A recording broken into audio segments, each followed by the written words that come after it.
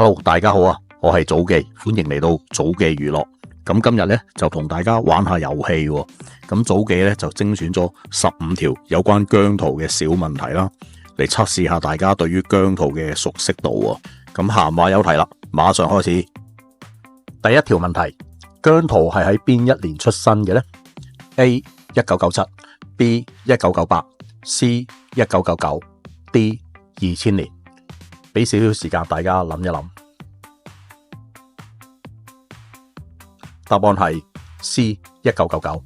咁姜濤咧就喺1999年4月30日喺香港出生嘅，咁係家中嘅獨生子嚟噶。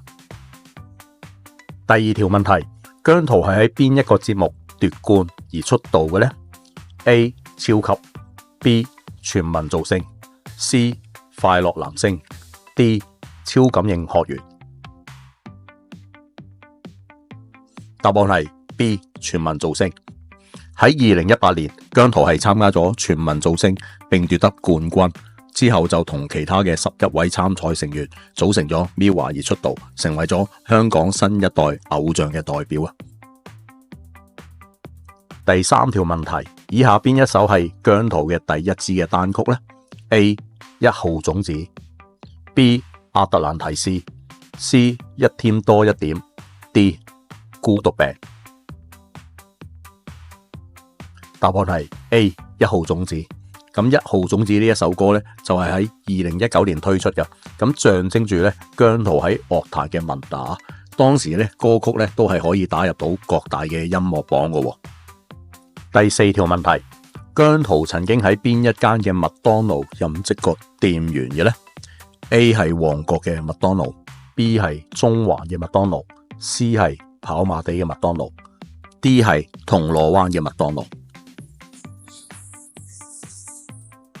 答案係 C 跑馬地嘅麥當勞。咁喺2015年咧，姜濤喺跑馬地麥當勞嗰度打工啦，咁就展現咗佢成名之前嘅平凡生活同埋努力嘅精神啦。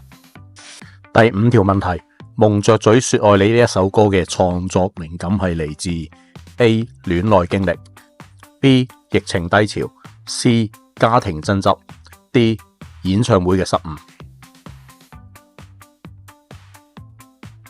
答案係 B 疫情嘅低潮。咁當時咧就因為疫情啦，影響咗姜濤啊冇辦法拍攝佢嘅 MV 啦。咁於是乎咧，姜濤就創作咗呢一首歌嚟鼓勵大家面對低潮，傳遞正能量。第六條問題，姜濤佢喺退休女王一劇入邊飾演嘅角色係 A 姜泰文 B 葉天晴 C 房振剛 D 盧瀚霆。答案係 A 姜泰文。咁喺全民造星期間啦，姜濤就獲得試鏡嘅機會，出演咗退休女王嘅姜泰文啊，係佢首次參與電視劇嘅演出啊。第七條問題，孤獨病嘅音樂風格係 A 快節奏嘅舞曲 B 饒舌風格 C 沉鬱細膩 D 電子音樂。答案係 C 沉鬱細膩。咁孤獨病呢一首歌啦，歌曲旋律細膩啊，歌詞沉鬱，係以姜濤自身孤獨經歷為題材啊。MV 咧就係採取一鏡到底嘅拍攝嘅。第八條問題，以下邊一位係愛情簽證申請嘅饒舌演出者呢？ A 陳詠謙 B 房振剛 C 歐陽晴 D 姜濤。答案係 B 房振剛。咁喺愛情簽證申請呢一首歌入邊咧，佢嘅饒舌部分咧就係由台灣創作人房振剛去演繹啊。咁姜濤咧就係首次同埋陳詠謙合作填詞。第九條問題，姜濤喺太平紋身店入邊飾演嘅角色係叫做 A 姜泰文 B 葉天晴 C 房振剛 D 方晴。答案係 B 葉天晴。姜濤係喺 ViuTV 原創劇《太平紋身店》入邊飾演葉天晴呢一個角色，展現咗佢嘅演技實力啊。第十條問題，超感應學園呢一套劇係喺邊兩個地方合拍嘅呢？ A 香港同埋日本 B 香港同埋韓國 C 香港同埋台灣 D 香港同埋新加坡。答案係 C 香港同埋台灣。咁超感應學園呢一套戲呢，係由 ViuTV 同埋台灣嘅8大電視合拍啦。咁姜濤呢，當時係遠赴台灣拍攝，拓展佢嘅演藝版圖。第11條問題，喺快樂男聲2017入邊，姜濤嘅成績係 A 冠軍 B 止步初選 C 進入咗30強 D 進入決賽。答案係 C 進入30強。咁姜濤咧喺港澳台區選拔賽就勝出咗啦，之後咧就進入咗全國賽啊，最終就止步咗30強，累積咗佢嘅寶貴經驗啊。有網民就笑言啦，咁好在咧當時姜濤攞唔到冠軍咋。第12條問題，蒙着嘴說愛你呢一首歌，呢個以下邊一個獎項呢？ A 最佳 MV B 我最喜愛的歌曲C 最佳合唱 D 最佳編曲。答案係 B 我最喜愛的歌曲。咁呢一首歌咧就喺叱咤樂壇啦，咁就獲得我最喜愛的歌曲啊，成為咗疫情之下嘅代表作。第13條問題，姜濤喺10大中文金曲入邊獲得咗邊個獎項呢？ A 男歌手金獎 B 最有前途新人獎嘅金獎C 最佳作曲 D 最佳合唱。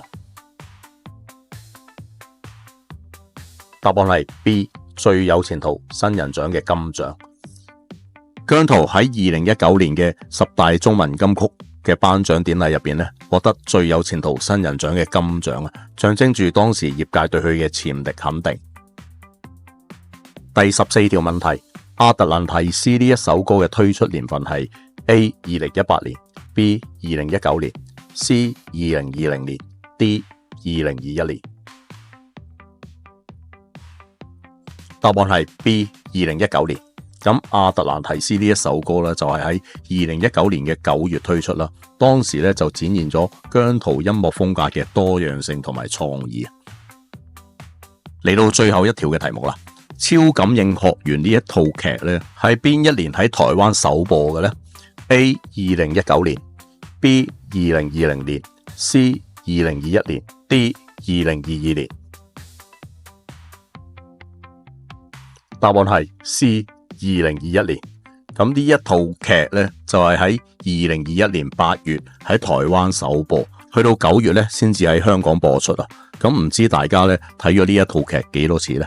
好啦，咁今集呢關於姜濤嘅15條問題呢就全部問晒啦。咁唔知大家答啱咗幾多條呢？請喺下邊嘅留言區話俾祖基聽啦。咁另外呢，唔知呢啲問題嗰個難度係點呢？會唔會淺得滯？咁都希望大家可以話俾我知，下一次可以有所微調。好啦，咁今集就嚟到呢一度啦。咁希望呢喺下一集都可以喺呢一個頻道入邊見到大家。咁大家再一齊玩一下遊戲，請記得訂閱、like、share 同埋 comment。下集見啦，拜拜。